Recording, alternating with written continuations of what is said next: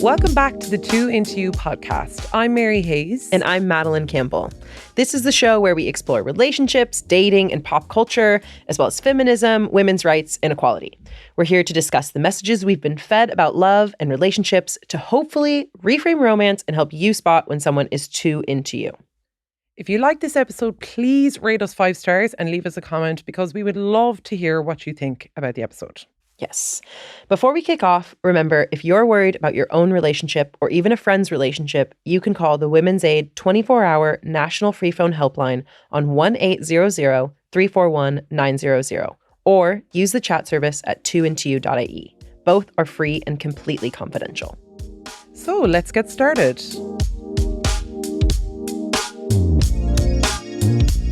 Today, we're joined by Eve McDowell. Eve McDowell is a survivor of stalking who successfully campaigned for the introduction of stalking legislation along Una Ring, which was introduced in 2023.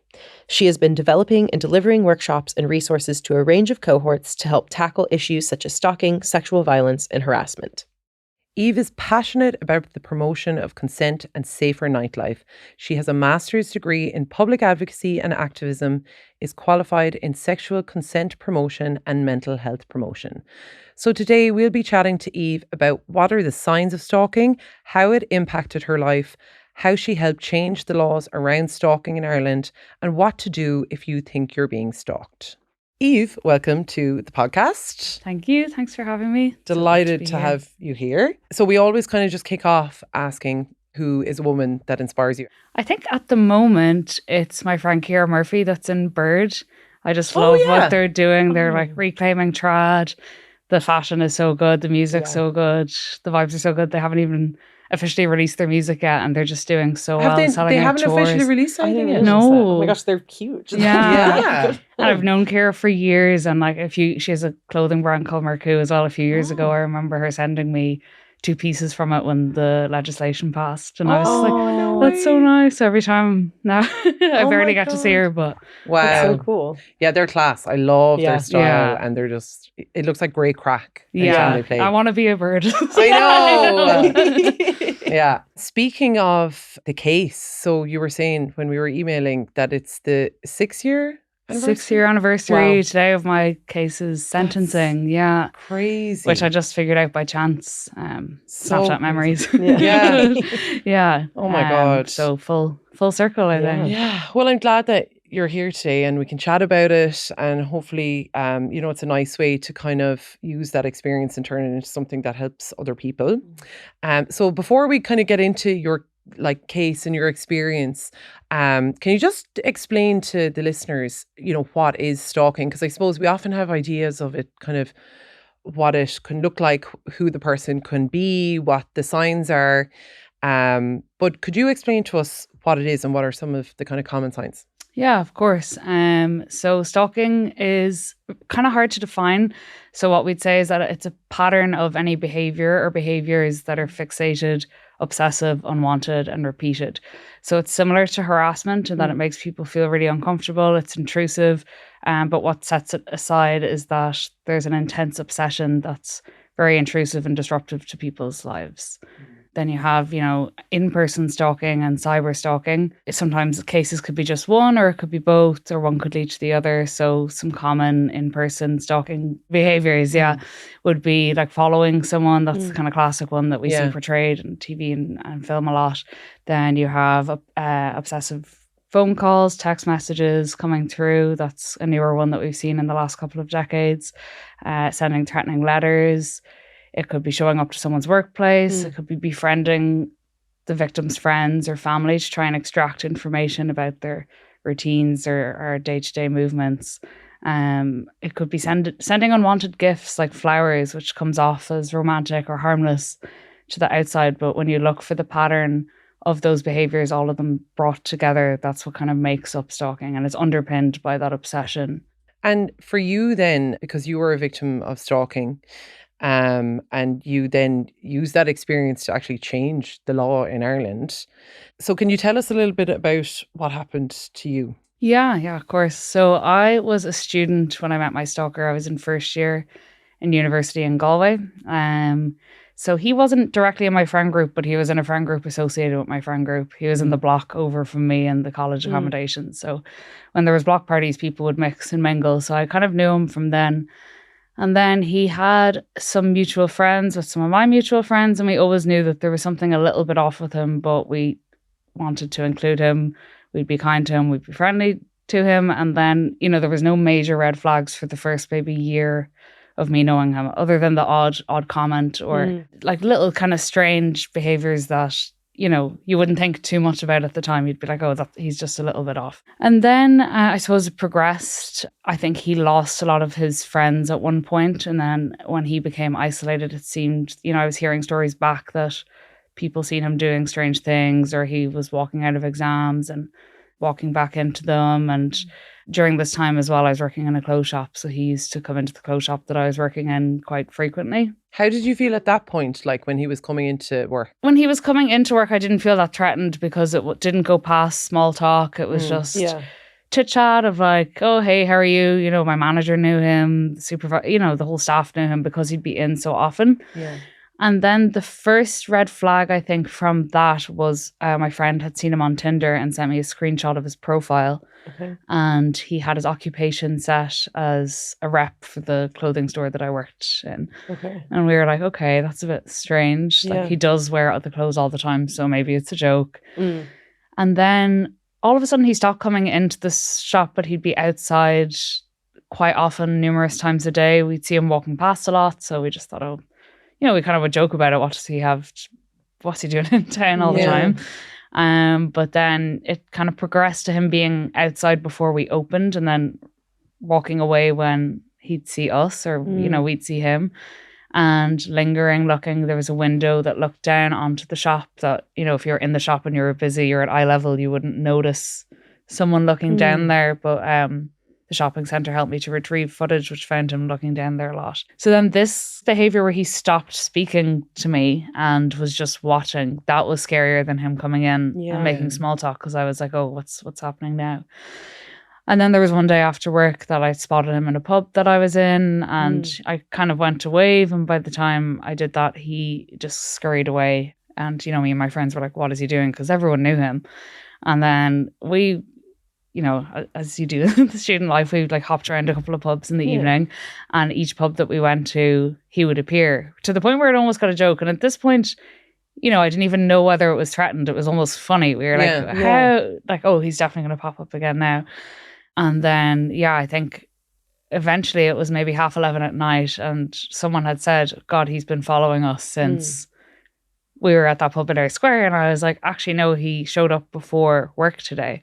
And then I was like, okay, that's kind of strange. And then when we were walking home, there was kind of a little forest path just before the main, or just to the side of the main road.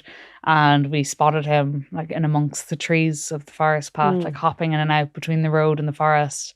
And the estate that I lived in was lovely, but like there was a lot of greenery, a lot of like shrubs, a lot of trees. So a really dense area, which would make it really easy to hide. So from that point on, there was a couple of weeks where he just kept appearing in different places in the estate. Then there was one morning, and I just moved into this house as well with my poor housemates, who like obviously didn't expect this to be coming. But we always locked the door during the day. We were like already just a security forward house. And there was one day someone was walking in the hall and seen the handle try to open.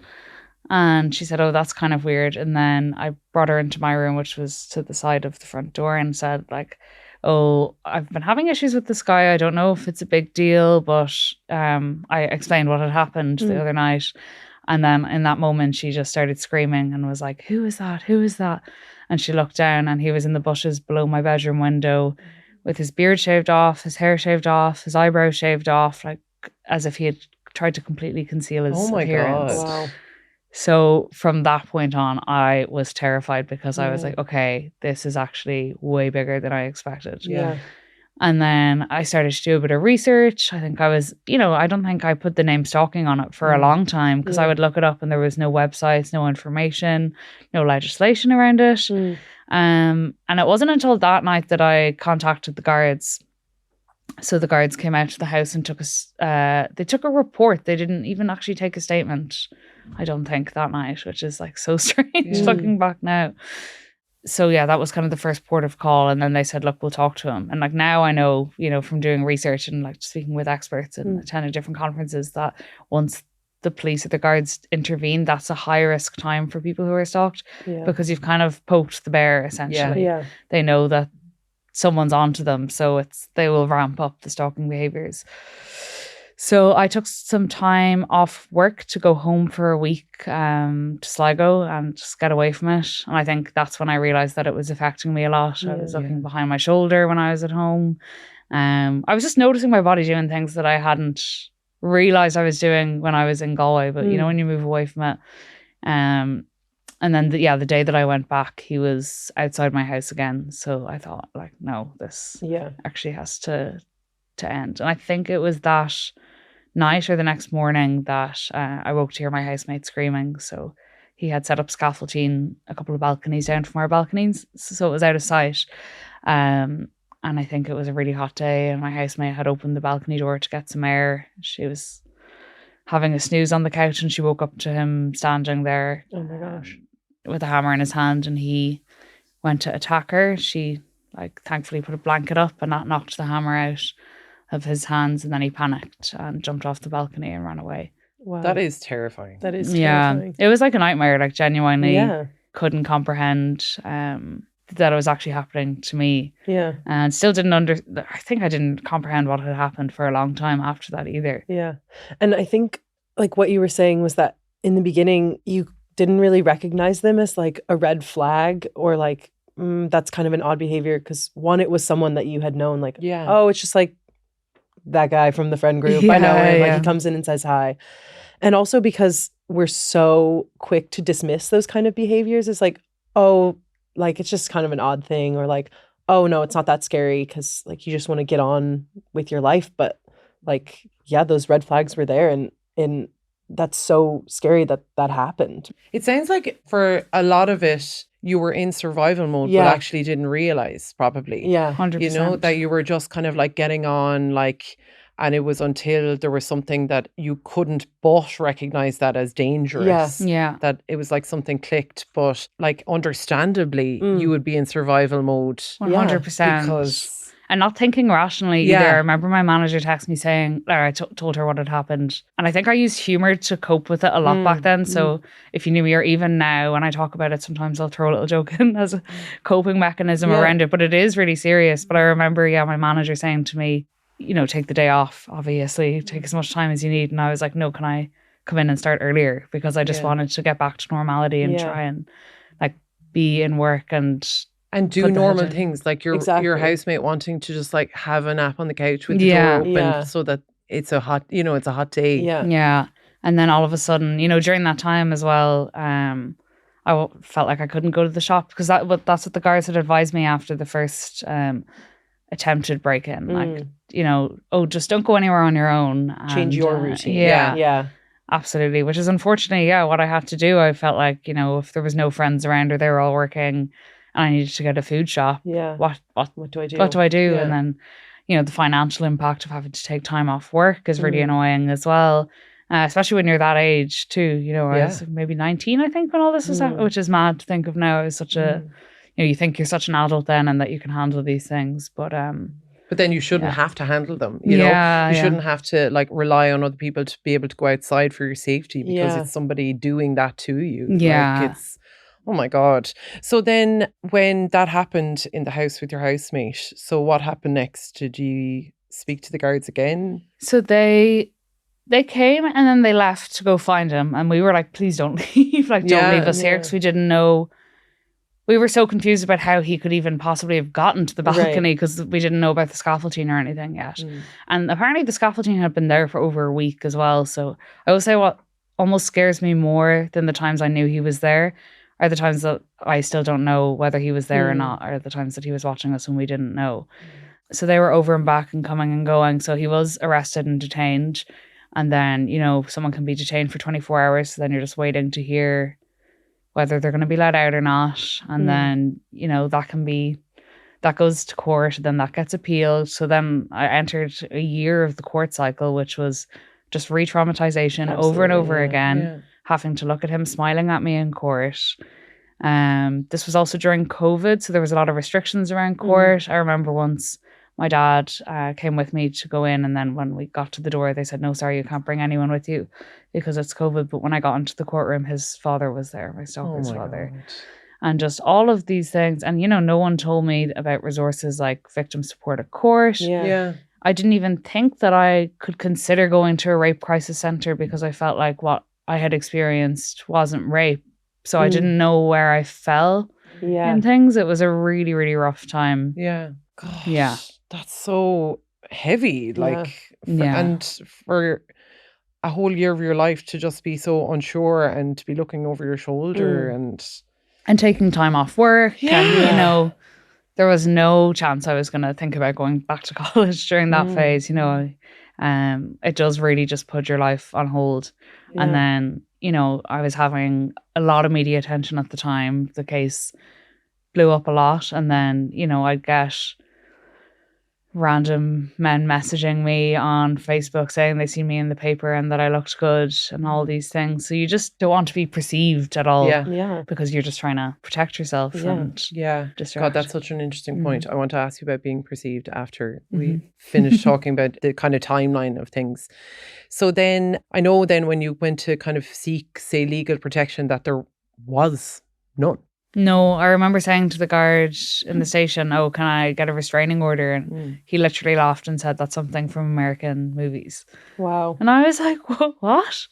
There's no restraining orders. And he was like, "No." And I kept hearing over and over again, like during the processes, "Oh, we have to wait until he does something. We have to wait until he does something." So the law just didn't recognize, even though there was harassment legislation there from 1997, like it was really outdated. The word that was used in that legislation is besetting. I don't even know what that means. Yeah. Exactly. It's almost like a Shakespearean term or something. So it just didn't, for victims going through it, trying to grasp reading a law is so overwhelming unless you're a law expert. It's like a foreign language. It is, yeah. And then also for guards dealing with cases to refer to legislation, like how are they going to understand that kind of language? It just really wasn't clear cut, and I don't know that they knew what to do with the case either. And then I also felt like as a young woman, I was questioning whether I had been sleeping with him or if there was any details that I was leaving out. And even if I was, what difference would that make? Right, just really, really strange things. I know that you had a big part to play in changing the law in Ireland, and you did that alongside Una Ring. Can you tell us a little bit about just how that process happened and your kind of working relationship with Una? Yeah, so I think I must have just been finished with the sentencing, or it was around that time. It was still fresh out of the court system, and my manager in work was watching a video. It was during COVID, so they made us go into the shop even though there was no customers, so we'd spend the whole time on our phones.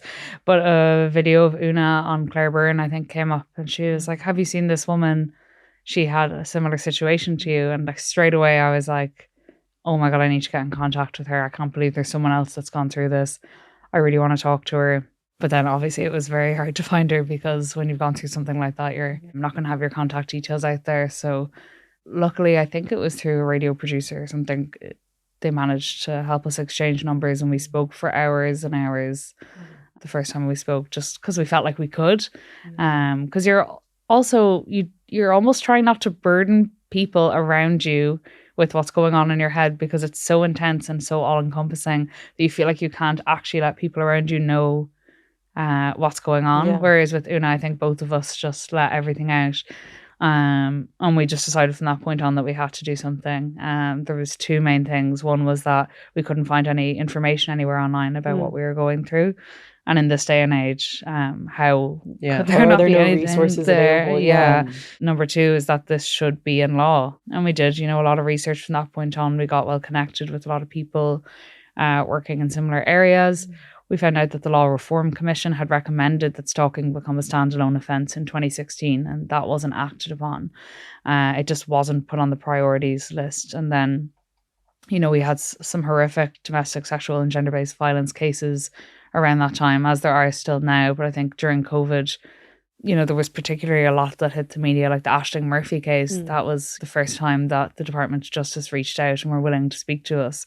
Because before that, we had done loads of radio interviews. We were telling our stories over and over and over again.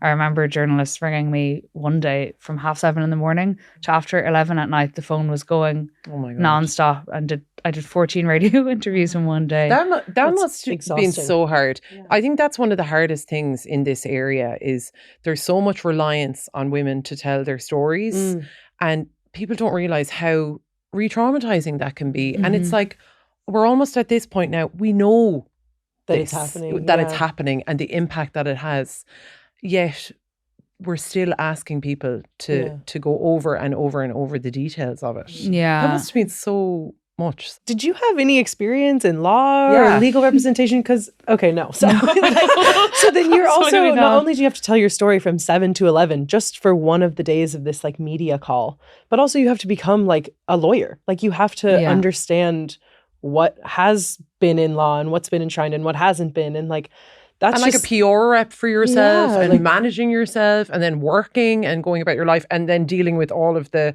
fallout from what actually happened to you. That is like a really heavy burden for one person just because someone decided to be horrible. And like, so I think it was having Una though, and because we were so hell-bent, the two of us, on getting this through, like there was no one that was going to stop us, because to us it was so glaringly obvious, and we were like, you know, if any lawmakers had to experience a day of what we went through, we know that it would be introduced so fast. And I suppose then it was unfortunately the Ashling Murphy case that kick-started any correspondence with the Department of Justice. We did have a Senator Lisa Chambers. She reached out and said, I didn't actually realise this wasn't a standalone offence. I can't believe what you had to go through. I want to work with you both to have a look at rewriting or writing or drafting legislation.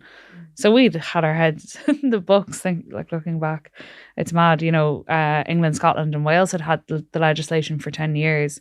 And, you know, what we were kind of being told initially was, and the response from the Department of Justice was, well, there's harassment legislation that was increased from 7 years to 10 years when Coco's Law was introduced. So we've just revised all that stuff, is what it felt like.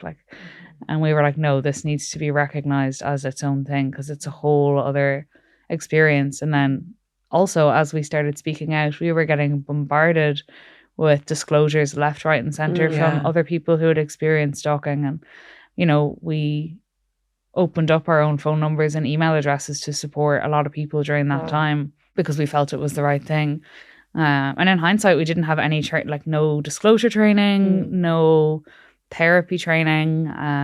You just wanted to help. We just wanted to help, for sure. So it was a very, very busy time. God, that's incredible. Like, so giving of the both of you. But I suppose, you know, it's just so ironic, like, for the department to say, well, the law, you know, it is there, but then you still had no legal protection. So where were you at that point then with your stalker? Like, where was that person? Or like, what, were they still in contact with you? Still in prison, So they were in prison at the time? Yeah. Okay. Yeah. What was the sentence for?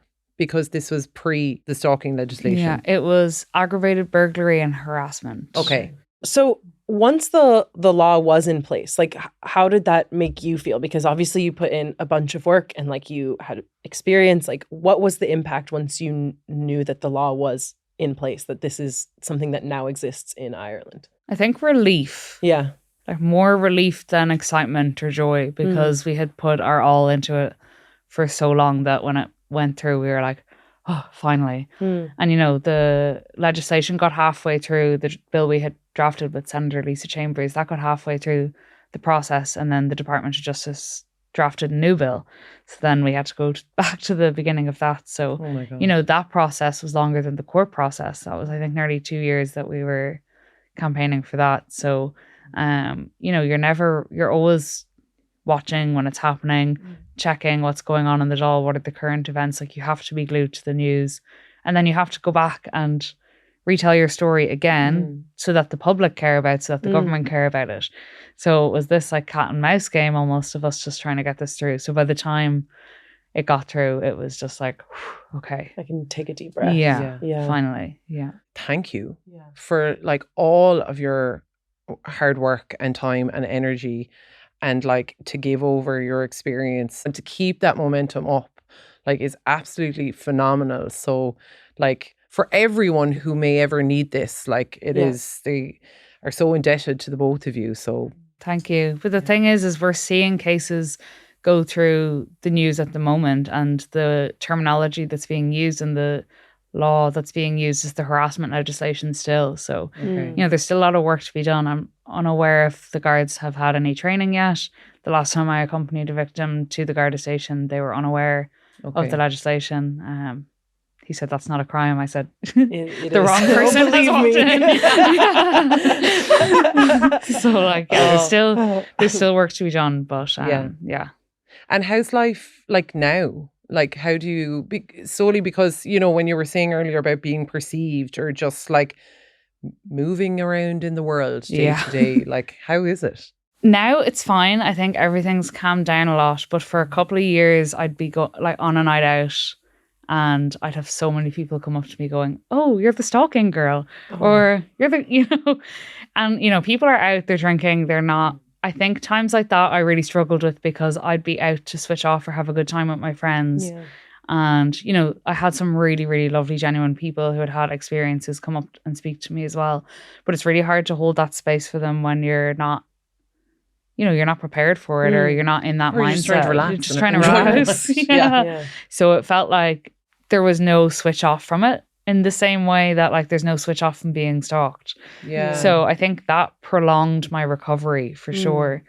And then essentially I think moving house was definitely important in my healing journey, because any young person in Ireland at the moment knows how bad the housing crisis is. I had just moved into that house when this happened, so I stayed for a long time afterwards, because I was like, no, I'm not letting this person take this house away from me. But unfortunately it wasn't safe for me mentally to stay there. Any creak in the night, I was like this, even when he was in prison and even years later.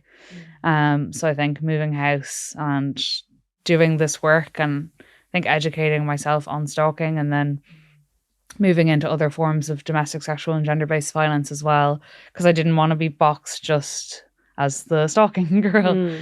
So then I would have moved into the area of consent for a couple of years, and now I'm moving into a new area. So it's just been great to get all that finished and done, and to look to new things. But I still kind of hold it dearly in my heart. Like if I ever see a case or a TikTok or something that pops up and I'm seeing it labeled as harassment, or some other, like, where sometimes you see ridiculous terms used for certain cases, and it's like, this is stalking. How are we still not calling it that?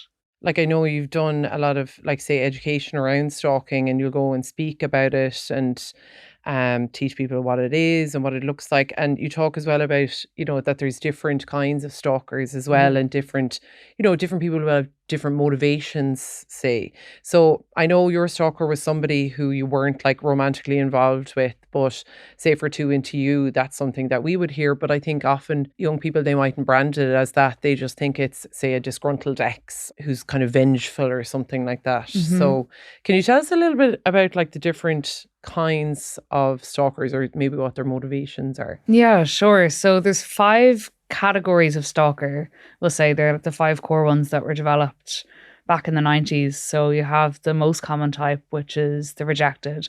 So that's post-relationship breakdown. In the cases that are reported, most of the time it's a male that's perpetrating. That person feels like they have been let down, they feel hurt, they'll be quite persistent. It's quite a dangerous form of stalking. And just to say as well that no case will fit into each of these categories. It could be a mix of all, or it could be none of them. Then you have the resentful, which is someone who feels that the victim has wronged them in some way. They might do things like damage someone's property or break into their house, or, make threats to their pets. see that a lot of the time with like neighbor cases almost. And then you have the incompetent suitor, which isn't a nice title, but that's when someone has poor social skills and they might not necessarily realize that what they're doing is stalking. So that just to recognize that can happen as well. And even though they're not intentional about it, it can still be really upsetting and scary for the victim. Then you have the intimacy seeker, which is, if anyone's watched Baby Reindeer, that's that type of stalking. It's, almost 50-50 perpetrated by men or women. It's the perpetrator might think that the victim's in love with them. They're seeking to establish like a long-term romantic relationship. And then you have the predatory, which is the most dangerous type, because the end game with predatory is either rape or kill, or like usually both. So that's, really prolonged, calculated types of stalking, usually mixed methods, and that can go on for quite a while. And as it goes on, it can, the risk is obviously increasing there with that one. And I think that's important for people to hear as well, is that like you won't know yourself what their motivation is. Yeah. And I think that doesn't matter, because it's the impact that it has on you. Like the 4 that it's like fixated, obsessive, unwanted, repeated, like the unwanted, like it's how it impacts your life is what's important. Because, we hear that as well, say with intimate relationship abuse, people will always often, well, why do people abuse? And it's like, it actually doesn't matter. Yeah. It's the fact that somebody is doing this to another person. That's what's important, and that's what we should be focusing on. I think having the motivations is almost helpful when trying to, convince people to bring in legislation, for example, because having, research-backed solid things or descriptions like that can help people to grasp it when they haven't experienced it themselves. But yourself, if you've experienced those behaviors, that, it doesn't matter what the intention of the person was, it's still so harmful to you. And the impacts, which are often psychological, physical, and financial, are the 3 main groupings, are things that you as a victim or survivor then have to deal with for a long, long time. Yeah. Like you were saying, like you ended up moving house, you weren't going into work, you had to like go home to your family for a while. Like it had major impacts on your life, and that's what matters. Yeah. And therapy and little things like getting taxis. Yeah. Which, it has a huge financial burden. It has a mental like impact. It's got all kinds. Or say like you literally can't afford not to go to work. Yeah. So you're putting yourself in the line of danger because you need to be able to pay your rent so you don't lose your house, And this also happens in abusive relationships. Like people say, why did they stay? It's like, because you have to, because you're trying to survive, You're not just trying to survive the stalking, you're trying to survive in a world where we have a housing crisis, we have a financial crisis, So I think it's so important that we don't drop into any of that victim blaming, 100%. Yeah. And you see that a lot with stalking as well, or throwaway comments like, oh, aren't you lucky that someone likes you that much, or things like that, or and then, oh, did you have your location on, or that's what you get now for being nice to people. I heard that a lot. I feel like that's the kind of messages we talk a lot about, like how pop culture represents these abusive behaviors, and stalking is one that comes up all the time. And I've sat through a presentation you've done on like the different representations of stalking in media. But I think those are the messages that we get. It's like, oh, well, you were just being too nice. Or like we've got TV shows like You, or like Gossip Girl, or like all kinds of movies that are like, oh, it's just like romantic. Like it's so like, oh my gosh, you're so lucky that someone would want to like follow you and give you all these gifts that you didn't ask for or want, or you don't want this person around. That's exactly something I was going to like ask or touch on. I suppose, particularly as women, there is pressure to be nice to people, and there is risk if you're not nice to people, particularly men. There is not just like emotional risk, but there is physical and sexual risks involved with, not saying, have continuing chats with somebody who comes up to you in a pub, or somebody who talks to you on the street. So because your stalker was a man, did that, I'm imagining that it did impact like the fear that you felt during that time. Absolutely, 100%. And I mean, he wasn't even like tall, strong, like gym buff heavy guy. Like he was shorter than me and quite slight. So even at that, I was still nervous for sure. And I think that, you know, him shaving the hair off, and then also in his Tinder profile, there was photos of him holding big knives. So, you know, after seeing things like that, you don't know how unpredictable someone can be or how at risk you are. So even when I would see him, I wouldn't shout or make a scene. It was very much okay, try, keep everything calm. Try not to escalate things, which is, unfortunately just another thing. Because I feel like if it was a woman, then I would have been a bit stronger in the situation, or felt like I could have been able to express my anger or things a bit better. But that's just it was dangerous. Yeah. So in terms of somebody who's listening to this who think, okay, this sounds like it could be me, what can they do? Where can they go for information or support? What support is out there now? The first piece of advice I will always give people is to start documenting what's happening, even if it's you just see them on a night out, or they start befriending your friends on a night out, or you start to spot them in places that you go to a lot, or you see them viewing your LinkedIn, things like this. Because once you start to document things, then you might start to see a pattern. And then that kind of reassures yourself more to have more confidence to go and report. But if you feel like you're in danger in any way, immediately ring the guards, always, I will say. And 999, not the local station, because you might not be able to get through. But for support, the Women's Aid 24-hour helpline, I've done training with some of the volunteers there, which is fantastic that that's there now. Also local rape crisis centres, whichever is your rape crisis centre, they're also willing to take on people who've experienced stalking, because it is a form of sexual violence and it's a form of gender-based violence as well, which isn't spoken about enough. Then Citizens Information have really, really good advice, and I'm delighted to know you've added a stalking section onto the 2into website as well, which is really important. Also, what now are the legal protections that are there for people experiencing stalking? Stalking is now a standalone offence.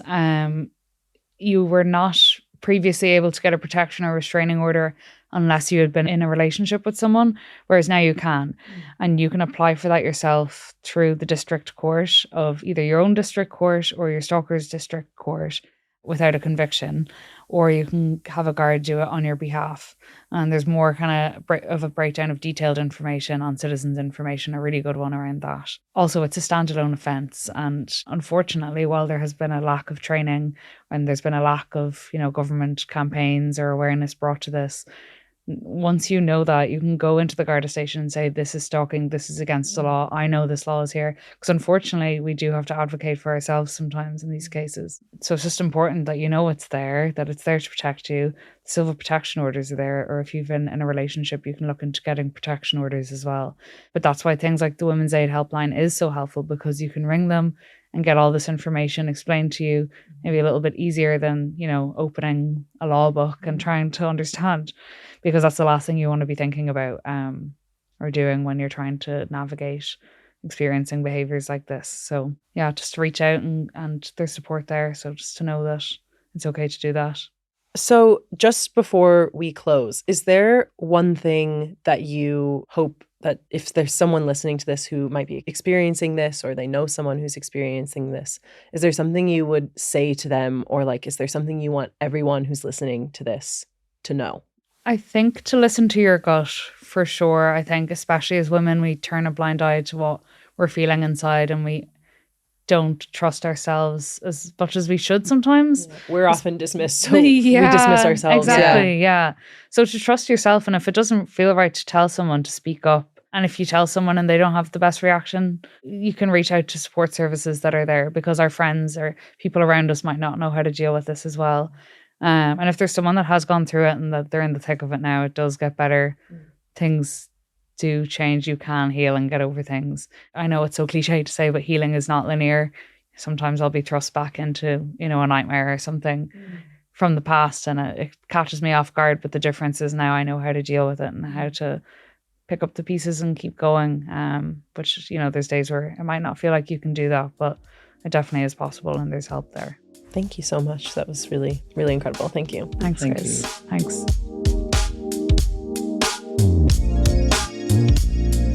That was so insightful. Like, I'm so glad that we had Eve on, because stalking isn't actually something that we've really talked about yet on the podcast, or even like, it is something that I think a lot of us are still learning about. So I'm so glad that she was here, because she has become such an expert in it and has taught us so much. But something that also came out, like, while she was doing all of her advocacy, there was a study done in UCC that said like over half of the people, I think it was 52% of the people who had experienced stalking, the person stalking them was their partner or their ex-partner. And so I think it's important that we highlight, like, what are the threats? What are the signs that your ex or your partner is stalking you? Yeah. And actually, there's some really key examples of what it looks like in a relationship. So it's kind of broken down into 4 really common behaviors. So the first one is unwanted behaviors, and Eve talked about this. So in a relationship, you know, typically it'll be after the relationship ends. So maybe you've broken up with them. So that could be them, you know, loitering around your home, turning up at your work, them spying on you or tracking your movements. And, you know, that can include like online as well. So looking at your location online, your Snapchat location, but also just like watching your social media to see like where you are, or looking, like they're always the first person on your Instagram story, or like, or like looking at your friends' stuff as well. And that's another thing, is getting in touch with family and friends to see what you're up to, see where you are. And I suppose that can be a really key one as well if you've been in a relationship with them, because your family and friends may not know the extent of it. And they may think, well, that person is, oh, they're a lovely person. Or they're just checking in. They're just checking in, or they just want to get you back, you know. And, you know, innocently, your family or friend could give them information that could lead them closer to you, you know. Some other things then are threats of abuse. And it's really important to remember that stalking can happen without violence. So it could just be the threat of abuse or threats to harm you. So this is, again, one of the really clear examples of coercive control, is threatening to hurt themselves or threatening to hurt you. And, you know, that can feel really frightening, because thinking that somebody's going to harm themselves or kill themselves, they say that to you, it can make you feel like you have a responsibility to keep them safe, but you don't. They're doing that themselves. Also, you know, physical attacks or attempted physical attacks, and sexual violence or attempted sexual violence as well. The other 2 then are malicious communication. So, you know, sending inappropriate or unwanted letters, texts, WhatsApp messages, emails, social media messages, making inappropriate or malicious phone calls to you, or sending unwanted gifts. And this is, again, something that we see all the time, either before a relationship even starts, or after a relationship has ended and they're trying almost to kind of win you back. And then the last one then is reputational damage. So it could be them telling people things that you didn't do, maybe making false complaints about you to different agencies. You know, if you have kids, they might complain to the Child and Family Protection Agency. They might tell the guards that you're a bad mother, or people around you. And it can include, you know, initiating false legal action against you as well. It also includes, you know, taking pictures of you or recording you without your consent, or sharing private images or intimate images of you as well. And we know that this really commonly happens within abusive relationships. So I suppose the key thing is to remember that, you know, this is serious. Like, not to frighten people, but we have a really clear example of this.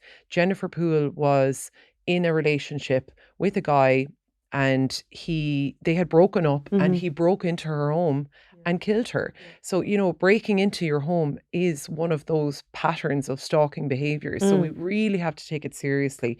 So again, you know, like Eve said, like we always say, trust your gut. Absolutely. If something feels wrong, it probably is. Women's Aid are here to support you. There's also the chat service at 2and2.ie, and we can kind of guide you along through that process. And sometimes you just need to chat about it, and that space is there for you too. Remember, we're always here for you. Whatever your question might be, we're here to help at 2and2.ie. And if you're worried about your own relationship or even a friend's relationship, you can call the Women's Aid 24-hour national free phone helpline on 1-800 341 900 or use the chat service at 2intoyou.ie. Both are free and completely confidential. Thank you so much for listening. Make sure you follow the 2 Into You podcast wherever you get your podcasts. A new episode drops the first Monday of every month. See you next time.